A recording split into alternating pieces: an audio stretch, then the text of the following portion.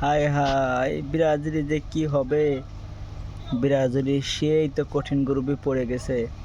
উরুগুয়ের সাথে খেলা, উরুগুয়েরা তো সেই ভীষণ প্রায় 30 ম্যাচ ধরে কোনো হারেনি। আর ব্রাজিলের তো অবস্থা খুব খারাপ।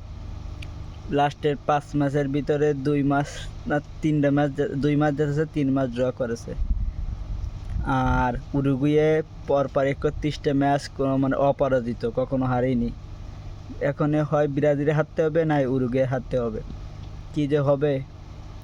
এদিকে তো ভিনিসিয়াস জুনিয়র আবার 2টা কার্ডের জন্য সে আবার নিষিদ্ধ 1 মাসের জন্য। রদ্রিগো গয়েজ আরও যেগুলো প্লেয়ার আছে তারা কি করবে। ব্রাজিলে তো না জিতলে তো খুব খারাপ লাগবে। ব্রাজিলে একটা ভক্ত হয়েও সব কিছু মেনে নিতেছে। নেইমার থাকলে ওটা কথা ছিল।